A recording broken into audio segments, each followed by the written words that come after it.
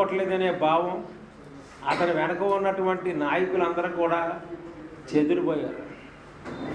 ఈ మధ్యకాలంలో జరిగినటువంటి ఎలక్షన్స్, ఏ ఎలక్షన్లో కూడా ఆర్యాపురం ఎలక్షన్లో కానీ, అలాగే జాంపేట ఎలక్షన్లో కానీ, ఛాంబర్లో కానీ ఇన్వాల్వ్ అవ్వలేదు. ఇతను ఇన్వాల్వ్ అవ్వమని వాళ్ళ నాయకులు ఎవరో కూడా చెప్పలేదు. ఆర్యాపురం దెబ్బగా పోరాడాం, కానీ వాళ్ళకి 20%, మాకు 80% పడింది ఓట్లు. అందు గురించి ఇతనికి రాజకీయానికి సరిపోడు. ఇతను ఏది ఉత్తర కుమార్ ప్రగల్భాలు పలుకుతాడు. ఏ చంద్రబాబు నాతో పోటీ చేయమని, లోకేష్ నాతో పోటీ చేయమని, ఏంటి మా దీపమని అన్నాడు.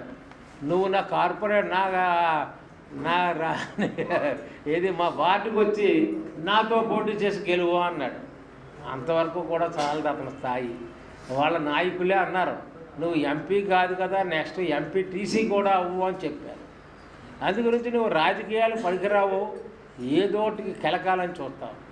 నువ్వు ఎలక్షన్లో మమ్మల్ని ఇప్పుడు ఏదో నేను బెదిరిస్తున్నాను అంటున్నావు. నువ్వు చేసిన పనులేంటి? ఎలక్షన్ ముందు నా చిట్ ఫండ్ కంపెనీ మీద ఏ ఒక్కడూ కూడా కామెంట్ చేయరు. ఒకప్పుడు నీ తండ్రే నా కంపెనీలో, నేను రాజకీయంలో లేకముందు నా కంపెనీలో పెద్ద చీట్లు వేసేవాడు. ఆనాడు నా నీతి ఏమైందని అనుకున్నా మీ నాన్నకు తెలియదా? నా నీతి మేము ఇప్పటికీ 41 సంవత్సరం పూర్తయింది చిట్ ఫండ్ వ్యాపారం చేసి. ఏ ఒక్కళ్ళు కూడా మా కంపెనీ నుంచి విమర్శించడం కానీ, పేమెంట్లు సక్రమంగా ఇవ్వలేదని కూడా అనరు. నిన్న కాకినాడ వెళ్తే ఒక ఆయన నా ఫోన్ చేశాడు. ఆయన రైస్ని కొంచెం పాలిష్ చేసి ఎక్స్పోర్ట్ చేస్తాడు. అతని గొడవని ఎంత ఉందంటే రైలు పెట్లు ఏది ఒక రైలు అంత ఉంది. అతను పిలిపించి, సార్ మీ చేతితో నాకు కలిసి వస్తుంది, మీరు పెద్ద సీట్ ఏదైనా ఉంటే నాకు కలపండి, ఎందుకంటే గతంలో మీ దగ్గర సీట్లు వేసి మేము బాగుపడ్డాం, లాక్కోవాలని చూసాం. ఎవడెళ్ళారు? మా వాళ్ళు ఎవరు వెళ్ళరు. అలాగే నీ రాజకీయం ఎందుకు పనికిరాని రాజకీయం. అలాంటి వాడు నువ్వు మమ్మల్ని విమర్శించడం ఏంటి? మా కంపెనీలు వ్యాపార సంస్థలను విమర్శించడం ఏంటి? మా మీద నువ్వు సిఐడి వేసినప్పుడు సిఐడి వాళ్ళు ఎంక్వైరీ చేస్తే ఒక 200 మందిని ఎంక్వైరీ చేశారు. ఒక్కడ కూడా నా మీద ఎగ్నెస్ట్గా చెప్పలేదని, అలాగే 2-3 పేపర్ మిల్ ఎంప్లాయీస్, ఆయన మహానుభావుడు దేవుడండి, చీటీ పాడపోయినా నా తండ్రికి ఆపరేషన్ అంటే డబ్బు సహాయం చేశాడు, సీటీ పడుకున్నప్పుడు తీసుకున్నాడని ఆ విధంగా అందరూ చెప్తే ఒక్కటి లేదు. ఒక్కటి నా మీద ఆరోపణలు పెట్టి ఛార్జ్ షీట్ పెట్టలేకపోయారు ఈ సిఐడి వాళ్ళు. నువ్వు ఏం పీకవు? అలాగే పేపర్ మిల్లు, నువ్వు అధికారంలో ఉన్నావు, వనన్నాళ్ళు పేపర్ మిల్లు గురించి పట్టించుకున్నావా? నువ్వు పేపర్ మిల్లో ఏం దురాగతాలు జరుగుతున్నాయో పట్టించుకున్నావా? పరంపరలో ఎన్ని కోట్లు కాజేశారో తెలియని పట్టించుకున్నావా? ఎన్ని ఉద్యోగాలు అమ్మేశారో పట్టించుకున్నావా?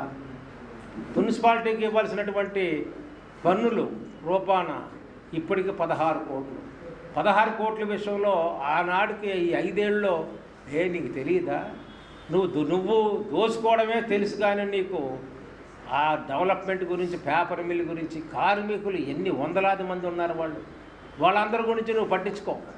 వాళ్ళ బాగోగులు నీకు అక్కర్లేదు, నీ డబ్బు నీకు కావాలి అంతే తప్ప పేపర్ మిల్ ఏమైపోయినా పట్టించుకోక్కర్లేదు. ఇప్పుడు మేము అడుగుతుంటే వాడు ఆలోచిస్తున్నాడు, ఆయన జైన్ గారు.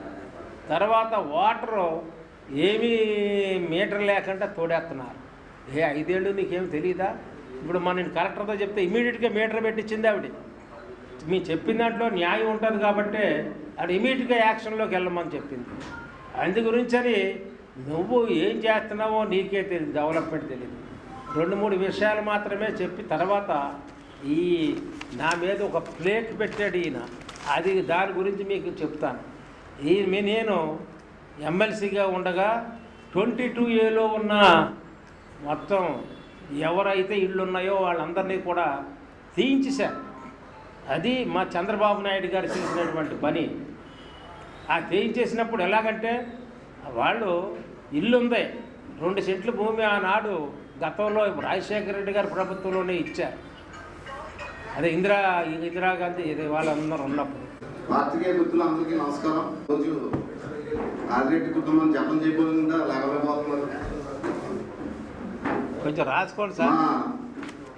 ఆదిరెడ్డి వాసు గారు అఫీషియల్ పేజ్ లో పెట్టారు ఏమని, రికార్డింగ్ ఒకటి, నన్ను హెరాస్ చేస్తున్నాడు, 45 లక్షలు ఇచ్చేసాను, ఇంకో 5 లక్షలకి హెరాస్ చేస్తున్నాడని మీ ప్రవీణ్ చౌదరియే డైరెక్ట్ గా అప్పారావు గారికి మాట్లాడారు. దానికి సమాధానం ఏం చెప్తావు నువ్వు ఏదో రికార్డింగ్ పెట్టావు కదా, అప్పారావు గారు మాట్లాడిన దాంట్లో రికార్డింగ్ లో ఏముంది? నువ్వు 16 లక్షలు ట్యాక్స్ ఎక్కొట్టున్నారు, నువ్వు మా మీద ప్రెస్ మీట్ పెట్టావు, అందులో బెదిరింపు ఏముందో మాకేం అర్థం అవట్లేదు. నీ అనుచరుడు నీకే రికార్డింగ్ ఇచ్చాడో మేము డైరెక్ట్గా ఇందులో పెట్టింది ఏం పెట్టాం?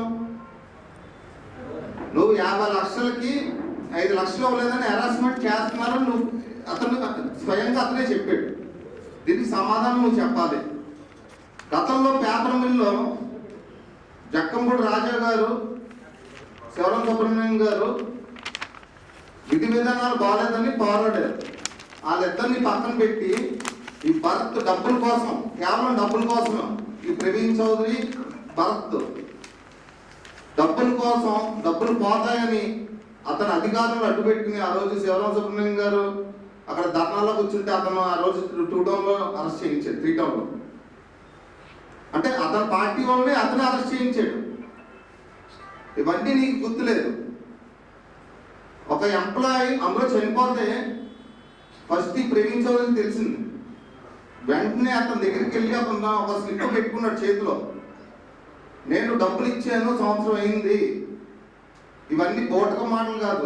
నేను అక్కడ ఉన్నప్పుడు నాకు అన్ని తెలిసిన నిజాలు ఇవి. నాకు ప్రవీణ్ చౌదరికి ఇంత డబ్బుని ఇచ్చాను, నాకు ఉద్యోగం అవ్వట్లేదు, ఇలా తిప్పుతున్నాడు, అందుకే చనిపోతున్నాను అని ఊరేసుకుని చనిపోయాడు. ఆ రోజు చనిపోయిన రోజు ఆ స్లిప్ ఈ ప్రవీణ్ చౌదరికి తెలిసి ఆ స్లిప్ దాచాడు. అప్పుడు గత ఎస్పీ ఇవన్నీ ఎంక్వైరీ చేయగా ప్రవీణ్ చౌదరిని అరెస్ట్ చేశాడు. అరెస్ట్ చేసిన తర్వాత పొద్దున సాయంత్రం కూర్చోబెట్టారు. ఇతను మార్గాన్ని భరత్ ఆ రోజు మిథున్ రెడ్డి గారు నా పరువు పోద్ది, నేను తిరగలేను, ప్రవీణ్ చౌదరి వాడు అరెస్ట్ అయితే అని, నేను సిటీ కోఆర్డినేటర్ కూడా నేను పోటీ నేను ఉండను, మీరు అతనైతే అరెస్ట్ చేస్తానని బెదిరించి అతన్ని బయటికి తీసుకురావడం జరిగింది. వ్యాపారవేత్తగా ఏనాటి నుంచో మా అన్నగారి దగ్గర నుంచి చేసిన వ్యాపారాలు రాజమండ్రిలో తిరుపతి కుటుంబంగా ఎవరైనా మంచి స్థానానికి రావాలి అంటే మనం మంచి స్థానానికి రావడానికి ఇంకో మంచి స్థానంలో ఉన్న వాళ్ళు విమర్శించి బురద చల్లవలసిన పని లేదు. మన ఇండివిజువాలిటీ, మన కెపాసిటీ నిరూపించగలిగితే ప్రజలే ఆమోదిస్తారు. ఒకళ్ళు మంచివాళ్ళని చెప్పడానికి ఇంకో మంచివాడిని చెడ్డవాడని చెప్పవసరం లేదు.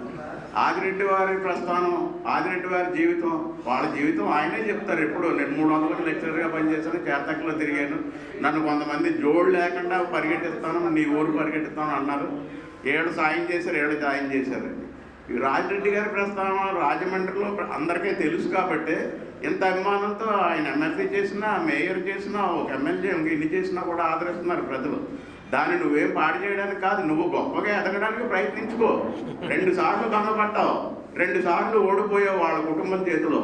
ఇంకొకసారి ఎవరన్నా మహమ్మద్ అలీతో ఫైట్ చేస్తాను, లేకపోతే ఇంకొకరితో ఫైట్ చేస్తాను అయ్యాడు. 2 సార్లు నువ్వు డిఫీట్ అయ్యావు వాళ్ళ చేతిలో.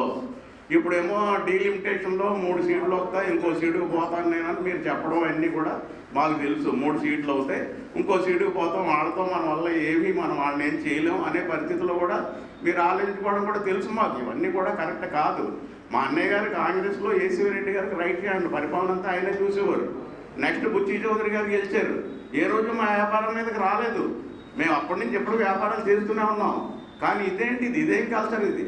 ఇక్కడ వ్యాపారాల మీద, ఆర్థిక పరిస్థితుల మీద, పొట్టల మీద కొట్టడం రాజకీయం కాదు. ఎందుకంటే మీరు ప్రజలకు ఏమన్నా చేస్తే ప్రజలే మిమ్మల్ని గమనిస్తారు, ప్రజలే ఓటేస్తారు. బైబిల్లో ఒక మాట ఉంటుంది, నీకు నువ్వు వెళ్ళి అదర్ సీట్లో కూర్చొనుకో, నీవు దానికి అర్హుడు అయినచో వారే మిమ్మల్ని తీసుకెళ్ళి అక్కడ కూర్చోబెడతారని బైబిల్లో ఒక వాక్యం ఉంటుంది. అలాగే మనం దానికి ఎలిజిబుల్ అయితే ప్రజలే పెడతారు. మీరు ఎలిజిబుల్ కాదని 2 సార్లు రాజమండ్రి ప్రజలు నిరూపించారు. ఎంపీగా మిగతా ఓట్లతో గెలిచారు, రాజమండ్రిలో ఓడిపోయారు, మొన్న మళ్ళీ ఓడిపోయారు. మళ్ళీ ఇంకేదో మాకుందని బురద జల్లితే నేను మిస్టర్ క్లీన్ అనుకుంటాను అన్న తప్పు. ఈ ఆలోచనలు మానేసి మీ ఎదుగుదలను మీరు చూసుకోండి. మీరు విన్నందుకు ధన్యవాదాలు. రాష్ట్ర తెలుగుదేశం పార్టీలో వర్క్ చేస్తాం కానీ ప్రెస్ మీట్లకి రావడం జరగదు. గడిచిన 2-3 ప్రెస్ మీట్ల నుంచి మన మాజీ ఎంపీ గారు మార్గాని భరతరామ్ గారు ప్రెస్ మీట్లు విని మాకు నవ్వుకుంటున్నాం. మేము మార్కెట్ అంతా నవ్వుకుంటుంది, మేము ఒకళ్ళమే కాదు. ఇతని స్థాయి ఏంటంటే రాజకీయంగా ఎవరైనా చిన్న స్థాయి నుంచి పై స్థాయికి వెళ్తారు. మనం ఒక మహా గాలిలో వెళ్ళిపోయాడు. ఎంపీ స్థాయికి వెళ్ళిపోయి గల్లీకి వచ్చాడు. మళ్ళీ ఢిల్లీ నుంచి గల్లీకి వచ్చేసాడు. గల్లీకి వచ్చేసిన తర్వాత అతను మా సోదరుడు యనమూరు దీపు వార్డులో అతని స్వగృహం, ఆ వార్డులో నాకు మన యనమూరు దీపు గారు ఛాలెంజ్ చేస్తే దానికి స్పందన లేదు. పోనీ ఆ వార్డు వదిలేయండి, మిగిలిన 41 వార్డులు ఉన్నాయి. ఏ వార్డులో అయినా సరే మీరు పోటీ చేసి వార్డు మెంబర్ కింద నెక్కండి, కార్పొరేటర్ కింద నెక్కండి. మేయర్కి వచ్చేమో అధికారంలో ఉన్నప్పుడు కూడా మెయిన్ రోడ్లో అలీబాబా 60 దొంగల చందాన్న వీళ్ళు వ్యాపారస్తుల్ని అడ్డదిడ్డలుగా దోచుకుని భయభ్రాంతులు చేసి ఎవరిని బిల్డింగ్లు కట్టుకోనేకుండాను సర్వనాశనం చేశారు. దాని పర్యవసమే 73,000 ఓట్ల మెజార్టీతో ఓడిపోయాడు. వర్తకులు జోలికి వస్తే ఏమొద్దో చెవి చూపించారు వర్తకులు. ఇంకెతను వేషాలు వేస్తే ఎలా ఉంటుందంటే ఢిల్లీకి వెళ్తాడు ఎంపీగా ఉన్నప్పుడు. ముందర ఫ్లైట్లో ఏ టికెట్లు బుక్ అయినాయి, వచ్చే ముందర ఫ్లైట్లో ఏ టికెట్లు బుక్ అయినాయి, ఇతనితో పాటు ఇన్ని టికెట్లు బుక్ అయినాయి లెక్క ఒకసారి స్క్రిప్ట్ తీసి చదవండి, ఒకసారి చూడండి, ఒకసారి 8 టికెట్లు ఎవరన్నా తీసుకెళ్ళి ఏం చేయవాడు అక్కడ. ఈ కళ్ళన్నీ మా నోటితో ఎవరో చెప్పించొద్దు. హాయిగా ఉన్నావు, ప్రశాంతంగా ఓడిపోయావు, ఇంట్లో కూర్చోకొన్నాళ్ళు రెస్ట్ తీసుకొని జిమ్ అంటే జిమ్ చేసుకో. ఇంకా నీ రీల్స్ చూసే ఓపిక కూడా ప్రజలకు లేదు. అదే ఓపిక కూడా ప్రజలకు లేదు.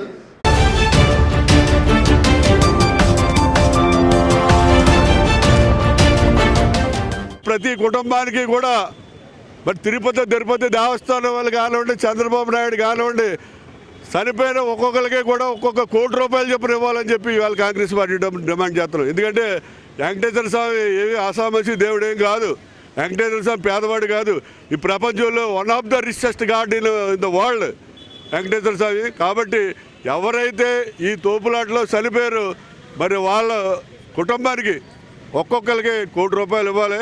మరి అలాగే అస్వస్థతలో ఉన్నటువంటి అందరికీ కూడా వైద్యం చేయించాలని కూడా డిమాండ్ చేస్తున్నాం. బస్ స్టాండ్ అంబేద్కర్ గారి విగ్రహం దగ్గర నిరసన తెలియజేసి అంబేద్కర్ గారికి అప్పాజీ చెప్పాలి, అమిత్ షా గారు అప్పాజీ చెప్పాలని చెప్పి, అలాగే అమిత్ షా గారు అంబేద్కర్ గారిని రాజ్యాంగాన్ని అవమానించినందుకు ఆయన దేశ ప్రజలందరికీ కూడా అప్పాజీ చెప్పి మంత్రి పదవికి రాజీనామా చేయాలని చెప్పి ఈవేళ గోకారం బస్ స్టాండ్ అంబేద్కర్ గారికి నిరసన తెలియజేసి ఇక్కడ ఒక వినతి పత్రం సమర్పించాం. అందులో అమిత్ షా గారు రాజీనామా చేయాలి వెంటనే అని చెప్పి ఆ వినతి పత్రంలో రాయటం జరిగింది.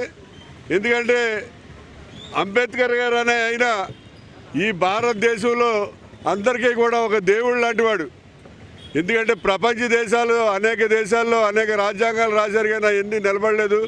ఈ ప్రజాస్వామిక దేశం అనేక మతాలు అనేక కులాల్లో ఉన్నటువంటి ఈ భారతదేశంలో అంబేద్కర్ గారి యొక్క రాజ్యాంగాన్ని ఈవేళ ప్రామాణికంగా దేశ ప్రజలందరూ తీసుకుంటున్నారు.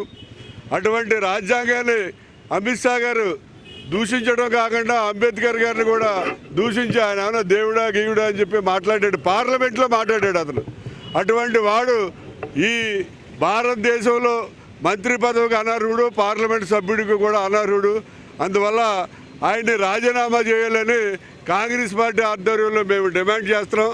అంతేగా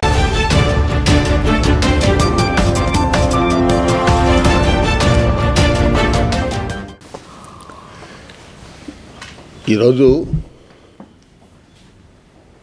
జిల్లా కలెక్టర్ కార్యాలయంలో 20 సూత్రాల కార్యక్రమాల అమలు చైర్మన్గా సమీక్ష నిర్వహించడానికి కేంద్ర ప్రాయోజిత పథకాలు ప్రాజెక్టుల మీద సమీక్ష నిర్వహించడానికి భారతీయ జనతా పార్టీ రాష్ట్ర అధ్యక్షురాలు మరియు రాజమండ్రి పార్లమెంటు సభ్యురాలు పురంధేశ్వరి గారి యొక్క వారితో కూడా కలిసి ఈ యొక్క సమీక్ష కార్యక్రమాన్ని నిర్వహించడం జరుగుతుంది. మధ్యాహ్నం 3 నుంచి 6 వరకు, 11 నుంచి 2 వరకు ప్రపంచ తెలుగు మహాసభలకు హాజరు కావటం. దానిలో భాగంగా రాజమండ్రి వచ్చిన సందర్భంగా భారతీయ జనతా పార్టీ జిల్లా అధ్యక్షుడు దత్తు గారి ఆధ్వర్యంలో ఈరోజు ఈ జిల్లా కార్యాలయంలో నాయకుల్ని, కార్యకర్తల్ని, పార్టీ కార్యకర్తల నాయకుల్ని కలవటం జరిగింది. ముందుగా నిన్న తిరుమలలో జరిగినటువంటి ఒక దుర్ఘటన, 7 భక్తులు అమాయకులు మృత్యువాత పడ్డారు. దానికి వారి కుటుంబానికి, వారికి ప్రగాఢ సానుభూతి, వారికి మరణించిన వారికి శ్రద్ధాంజలి తెలియజేస్తూ విచారణలో వాటికి సంబంధించినటువంటి వాస్తవాలన్నీ కూడా బయటకు వచ్చేటటువంటి అవకాశం ఉంది. ఆ విచారణ జరిగిన తర్వాత వాస్తవాలు బయటకు వచ్చిన తర్వాత దానికి సంబంధించిన అంశాల్లో ఏ విధంగా స్పందించాలనేటటువంటి దాన్ని స్పందిస్తాం. అయితే ముఖ్యంగా ఈ యొక్క రాజమండ్రికి సమీక్షకు వచ్చేటటువంటి ముందు రోజు ప్రధానమంత్రి నరేంద్ర మోడీ గారు రాష్ట్రానికి రావటం, దాదాపు 2,08,000 కోట్ల రూపాయల పెట్టుబడులు రాష్ట్రానికి వచ్చేటటువంటి విధంగా ఉద్యోగ ఉపాధి కల్పనకి, అదేవిధంగా ఆర్థికంగా రాష్ట్రం ముందుకు వెళ్ళటానికి, పురోగతి సాధించడానికి, వికసిత భారత్లో స్వర్ణాంధ్రని మిళితం చేసేటటువంటి విధంగా కార్యాచరణ తీసుకొని ముందుకు వెళ్ళటం చాలా ఆనందదాయకం. భవిష్యత్తులో కూడా అనేక అంశాలతోటి రాష్ట్ర అభివృద్ధి, పురోగతికి, రాష్ట్ర ప్రజల సంక్షేమానికి కేంద్ర ప్రభుత్వం చేయూతనిస్తుంది అనేటటువంటి భరోసాని ప్రధానమంత్రి నరేంద్ర మోడీ గారు ఇచ్చారు.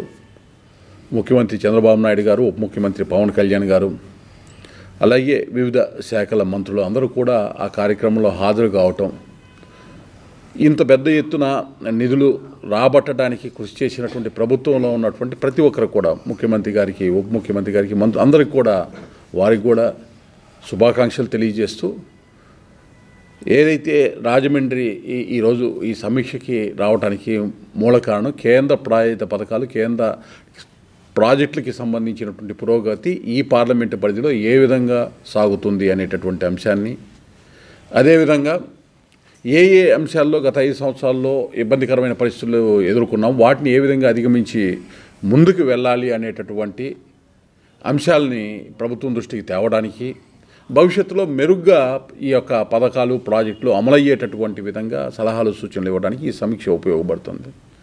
అలాగే పార్టీకి సంబంధించి ఇక్కడికి విచ్చేసిన తరుణంలో పార్టీ కార్యకర్తలు, నాయకులు, వారికి సంబంధించినటువంటి ఏ విధంగా ఈ ప్రభుత్వంలో భారతీయ జనతా పార్టీ కార్యకర్తలు, నాయకులు, తెలుగుదేశం పార్టీ, జనసేనతో సమన్వయంతో ముందుకెళ్తే కూటమి ఏదైతే ఉందో ఒక సమిష్టిగా ముందుకు వెళ్ళేటటువంటి విధానం ఏదైతే ఉందో ఆ అంశాలకి సంబంధించినటువంటి ఏ విధంగా ప్రోగ్రెసివ్గా ముందుకు వెళ్ళాలనేటువంటి అంశాలు, ఇట్లాంటి అంశాలన్నీ కూడా కార్యకర్తలు, నాయకులతో మాట్లాడుకోవటం జరిగింది. చాలా సంతోషం. అయితే కేంద్ర ప్రభుత్వం ఇప్పటికే మీ అందరికీ తెలుసు 100 కోట్ల రూపాయల వరకు పుష్కరాలకి సంబంధించి మౌలిక సదుపాయాల కల్పనకి 2027లో రాబోయే పుష్కరాలకి కేటాయింపులు పురంధేశ్వరి గారు, ఎంపీ గారు ఇక్కడికి తీసుకురావడం జరిగింది. అలాగే పేపర్ మిల్కి సంబంధించి ఆంధ్ర పేపర్ మిల్ గొడవ జరుగుతూ ఉన్నటువంటి పరిస్థితులు, దానికి సంబంధించిన అంశం ముఖ్యమంత్రి గారి దృష్టికి తీసుకురావటం, ఆ అంశాల మీద స్పందించడం జరిగింది. అదేవిధంగా ప్రభుత్వానికి సంబంధించినటువంటి పథకాలు, పిఎం ఆవాస్ యోజన కానీ, టిడ్కో గృహాలకి సంబంధించిన అంశాల్లో ఏ విధంగా ముందుకెళ్ళాలి, ఏ విధంగా లబ్ధిదారులకి, అసలైన లబ్ధిదారులకి మేలు చేకూరాలి అనేటటువంటి అంశాలు, ఇటువంటి అంశాలన్నింటినీ కూడా చర్చించడం జరిగింది. చాలా చక్కగా కార్యకర్తలు, నాయకులు కూడా చాలా తక్కువ సమయంలో ఇక్కడికి వస్తున్న విషయాన్ని తెలియజేసినా కానీ ఇంతమంది రావటము, ఇక్కడ పాల్గొనటం, చాలా పార్టీ కార్యాలయం ముందు జిల్లా అధ్యక్షులు దత్తు గారికి నేను ధన్యవాదాలు తెలియజేస్తూ ఉన్నాను. అదేవిధంగా సమీక్ష అనంతరం పూర్తి వివరాలు ఏదైతే ప్రభుత్వానికి సంబంధించి రాజమండ్రి పార్లమెంటు పరిధిలో జరుగుతున్నటువంటి కార్యక్రమాల్ని పూర్తి స్థాయిలో వివరిస్తాం. ఈ యొక్క మా యొక్క సమావేశాన్ని కవర్ చేయడానికి విచ్చేసిన ప్రింట్ అండ్ ఎలక్ట్రానిక్ మీడియా మిత్రులందరికీ కూడా ధన్యవాదాలు, కృతజ్ఞతలు తెలియజేస్తాం.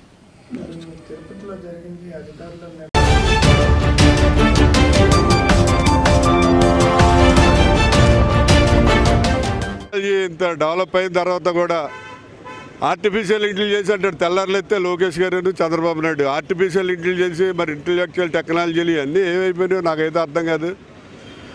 మనకి పుష్కరాలకి చంద్రబాబు నాయుడు గారు పుష్కరాల రేవుకి వచ్చాడు. ఆ వేళ ఏదో టెలిఫిల్మ్లో దిగాలి, ఆ టెలిఫిల్మ్ ప్రపంచవ్యాప్తంగా రిలీజ్ చేయాలని చెప్పి అతను ఏదో ఇదిగిపోయి అందరూ ఆ రేవులోకి వచ్చామన్నాడు. ఆ వేళ తోపులాట జరిగింది, 27 మంది చచ్చిపోయారు. మళ్ళీ రెండో పుష్కరాలు మనకు దగ్గరలోనే ఉన్నాయి. 2027లో మనకి మళ్ళీ పుష్కరాలు వస్తున్నాయి. మరి ఈసారి ఎంతమంది చచ్చిపోతారు అనేది ప్రజలందరూ కూడా భయబాధలతోటి ఉన్నారు. ఎందుకంటే 27 గ్యారెంటీగా రెట్టింపు అవ్వచ్చు, 3 రెట్లు అన్న వచ్చు. ఎందుకంటే 12 ఏళ్ళు అయింది. బ్యాంకులో డిపాజిట్ అయితే 7 ఏళ్ళకి డబల్ అవుతుంది, 12 ఏళ్ళకి ఎంత అవుతుంది నేను లెక్కట్లేదు అనుకోండి. ఇప్పుడు 12 ఏళ్ళకి మరి 2 రెట్ల మంది గ్యారెంటీగా చనిపోతారు. ఎందుకంటే ఇంత టెక్నాలజీ డెవలప్ అయిన తర్వాత సిగ్గు లేకుండా లైన్లో కూర్చోబెట్టి టికెట్లు ఇవ్వడం ఏంటండి వాళ్ళు? అసలు అర్థం కావట్లేదు ఇది. ఇప్పుడు ఎవడిగాడి కంప్యూటర్ సిస్టాలు ఉన్నాయి, ఎవడిగాడి సెల్ ఫోన్లు ఉన్నాయి. టెక్నాలజీ ఎంతో డెవలప్ అయింది. టికెట్ కావాలంటే సెల్ ఫోన్లో నొక్కుకుంటే టికెట్ వస్తుంది. పేమెంట్లు కూడా అందరికీ ఈ గవర్నమెంట్ ఇచ్చే సబ్సిడీలన్నీ ఎవరి అకౌంట్లోకి వాళ్ళకి వస్తున్నాయి. లేకపోతే ఎక్కడికక్కడ సెంటర్స్ ఉన్నాయి. ఏది మన ఈ మీ సేవా కేంద్రాలని అవన్నీ ఉన్నాయి. అక్కడికి వెళ్ళి నాకు తిరుపతి టికెట్ కావాలంటే ఇస్తారు. ఇలా కేవలం ఈ లైన్లో పెట్టి టికెట్లు ఇచ్చేది ఎందుకంటే వాళ్ళకి కావాల్సిన వాళ్ళందరికీ బ్లాక్లో టికెట్లు ఇచ్చేది. వరకు మనకి సినిమా టికెట్లు అమ్మేవారు. ఆ బ్లాక్లో టికెట్లు ఇచ్చేవారు ముందు 100-50 వాళ్ళకి కావాల్సిన వాడికి. అటు బ్లాక్లో వచ్చి ఆ 100 రూపాయల టికెట్లు 500కి అమ్మేవాడు బ్లాక్లో. ఎందుకంటే టికెట్లు ఇష్యూ చేస్తే అది బ్లాక్లో అమ్ముకోవచ్చు. ఈవేళ కూడా తిరుపతిలో జరుగుతున్నది అదే. వాళ్ళు ఆన్లైన్లో టికెట్లు ఇవ్వకుండా టెక్నాలజీ డెవలప్మెంట్ ఉపయోగించకుండా కేవలం టికెట్లో లైన్లో అమ్మితే కొన్ని టికెట్లు బ్లాక్లో అమ్ముకోవచ్చు, మనకి లాభం వస్తుందనే ఉద్దేశంతో ఈ బ్లాక్ టికెట్లు బిజినెస్ చేస్తారు. ఇది చాలా దారుణం. దీని కారణం వల్ల ఈవేళ 6 చచ్చిపోయారు, 34 మంది అస్వస్థతతో రియా హాస్పిటల్లోని ఇక్కడ మిగతా హాస్పిటల్లోనే ఉన్నారు. మరి ఇటువంటి సంఘటనలు జరగకూడదు. టెక్నాలజీ అంత డెవలప్ అయిన తర్వాత కూడా లైన్లో పెట్టి టికెట్లు అమ్ముతాం, లైన్లో ఉంటే ఎంత ఏంటిది? అసలు ఇది పిచ్చి ఆలోచనలు, పిచ్చి పద్ధతులు తప్ప వీళ్ళకి అసలు టెక్నాలజీని ఉపయోగించుకోవడం కూడా తెలియదు వాళ్ళకి. ఎలా